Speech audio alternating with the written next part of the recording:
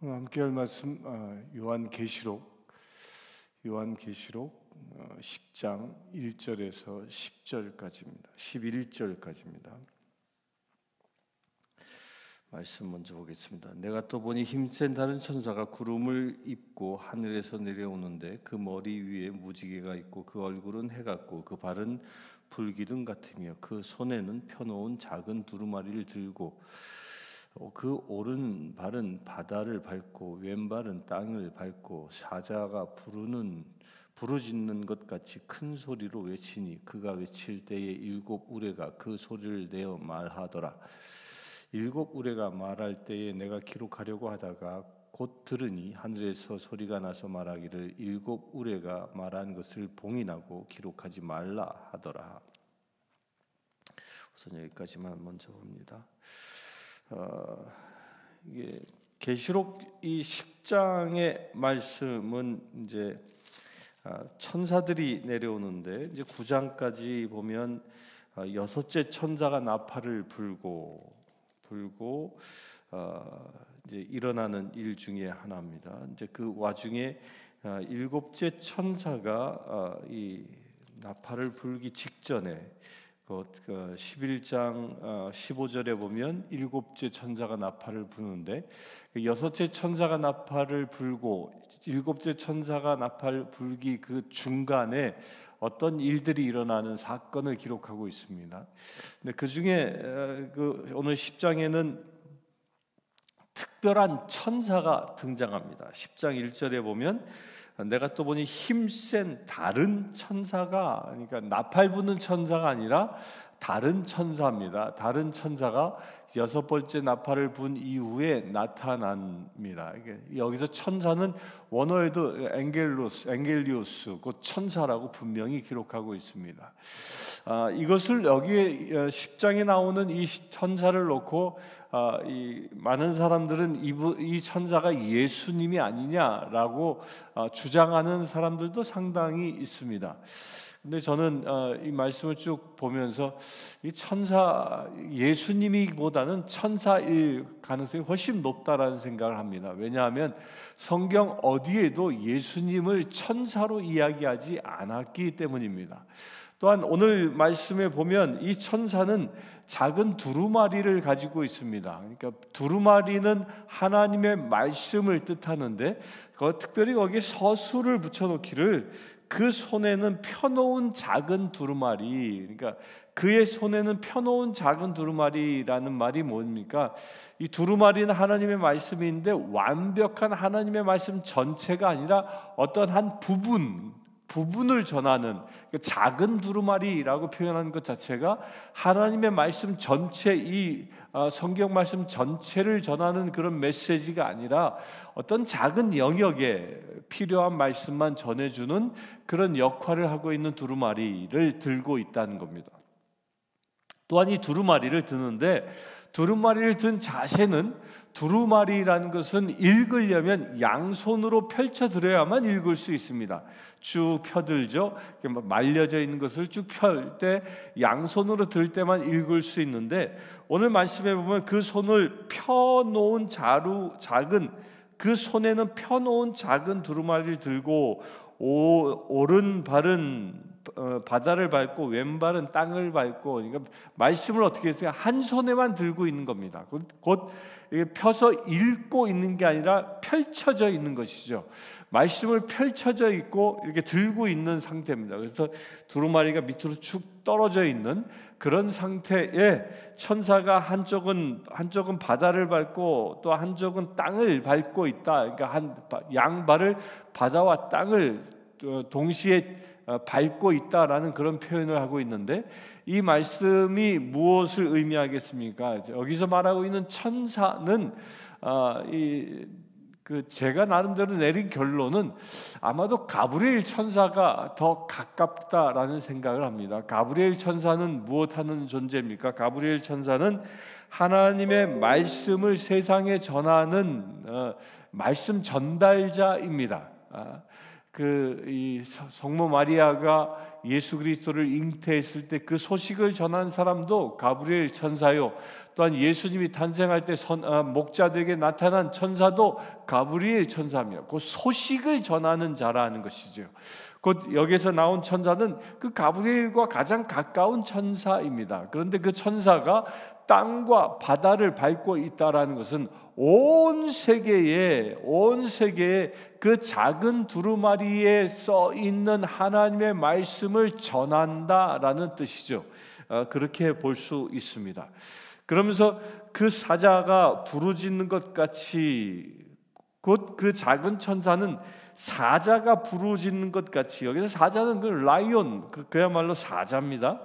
큰 소리로 우레소리를 내서 말하는데, 이 우레소리라는 말 때문에 이 천사를 예수님이다라고 해석하는 분들도 있습니다. 왜냐하면 우레소리는 하나님의 음성으로 성경은 말하기 때문입니다. 출애굽기 때에 모세가 시나이산에 올라갈 때 그 시내산에는 우레소리가 가득했다. 그 하나님의 음성이 가득했다. 곧 우레소리는 하나님의 음성으로 여기고 있었기 때문에 이것은 곧 천사들의 소리가 아니라 하나님의 소리다라고 말하기도 합니다. 그러나 저는 이 우레소리는 말씀에서, 이 작은 두루마리가 펼쳐졌을 때 그 말씀에서 선포되어지는 것을 표현하고 있는 거다라고 여겨집니다. 그러면서 천사가 그 우레소리가 나자 하늘에서 어떤 소리가 들리는데 임봉하고 기록하지 말라라고 얘기합니다. 그러니까 지금 그 작은 두루마리에서 선포되어지는 말씀들을 사도 요한에게 기록하지 말라라고 하늘에서 명령하고 있는 것이죠. 그래서 이 우레소리, 그 작은 두루마리 안에 무슨 말씀이 쓰여 있는지는 우리가 알지 못합니다. 그러면서 이야기합니다. 5절부터 보면 내가 본 바다와 땅을 밟고 서 있는 천사가 하늘을 향하여 오른손을 들고 세세토록 살아계신 이 곧 하늘과 그 가운데 있는 물건이며 땅과 그 가운데 있는 물건이며 바다와 그 가운데 있는 물건을 창조하신 이를 가리켜 맹세하여 이르되 지체하지 아니하리니. 여기서 이제 이 천사가 어떤 액션을 취하죠. 손을 듭니다. 오른손을 하늘을 들고 하늘을 향하여 하나님을 찬양하는 소리가 여기서 나옵니다. 6절에 세세토록 살아계시니 하늘과 그 가운데 있는 물건마저 그분에게 맹세하여 이르되.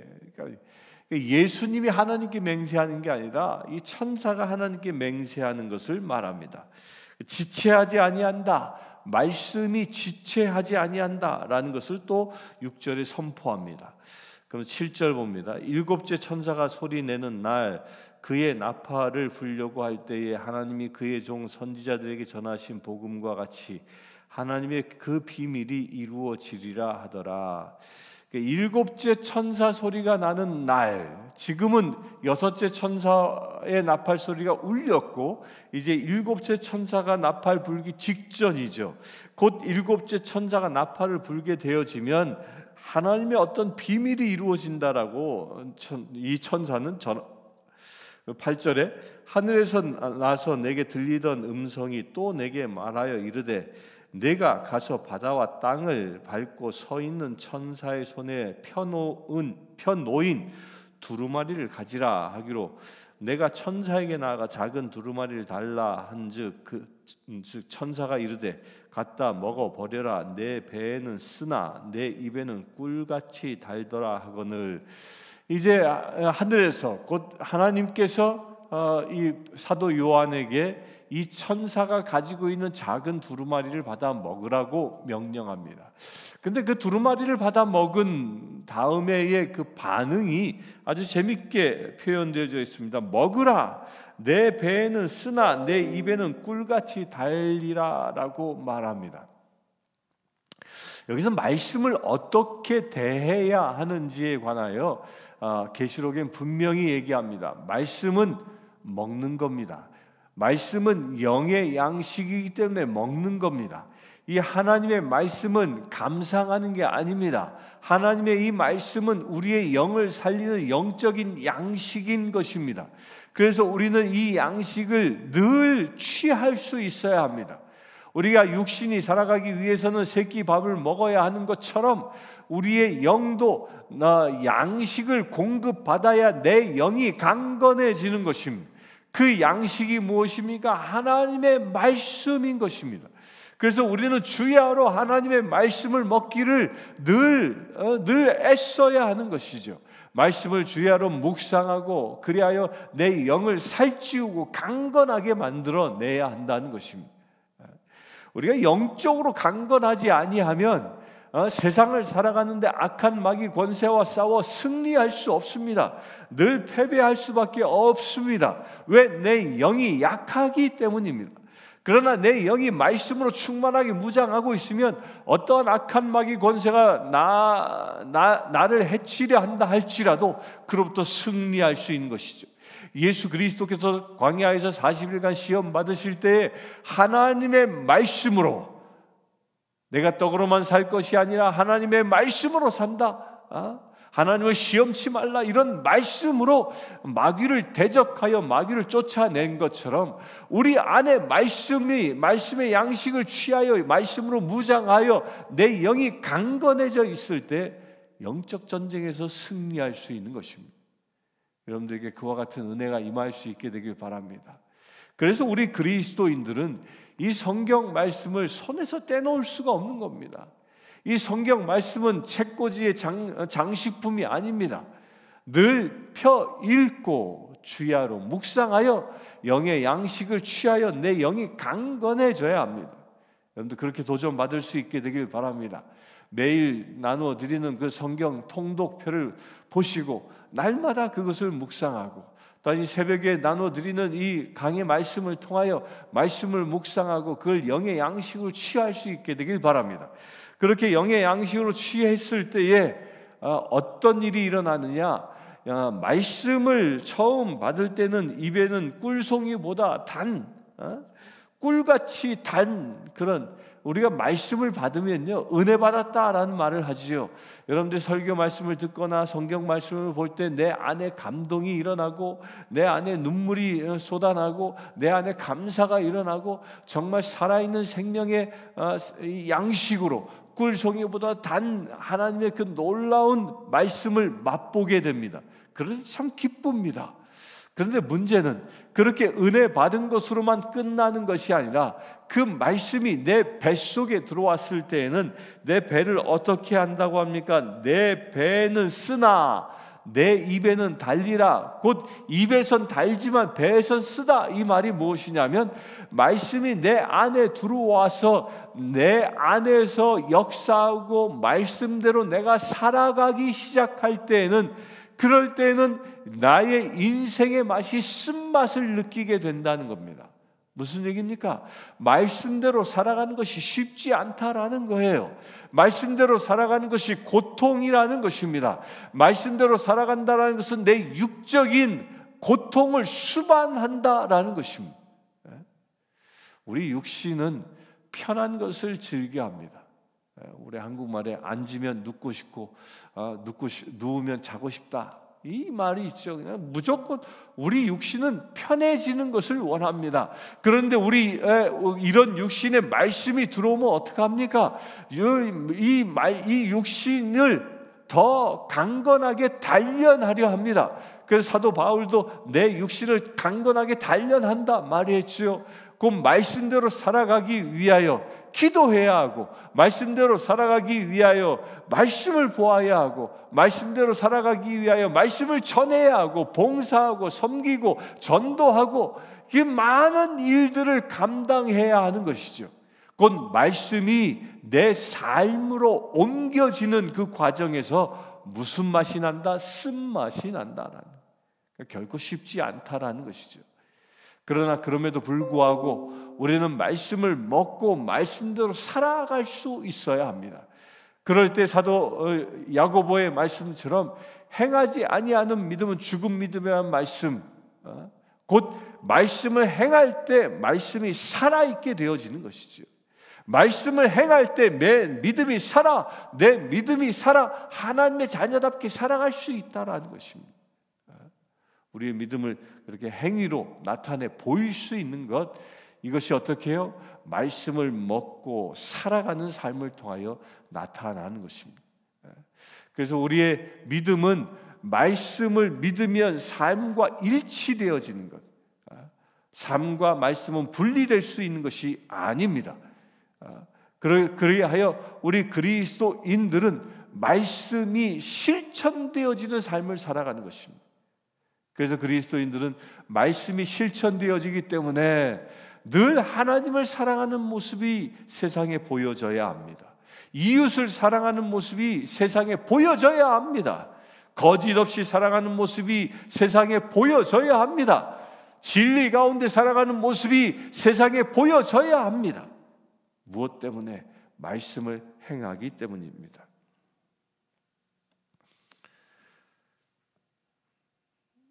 10절 봅니다. 내가 천사의 손에서 작은 두루마리를 갖다 먹어버리니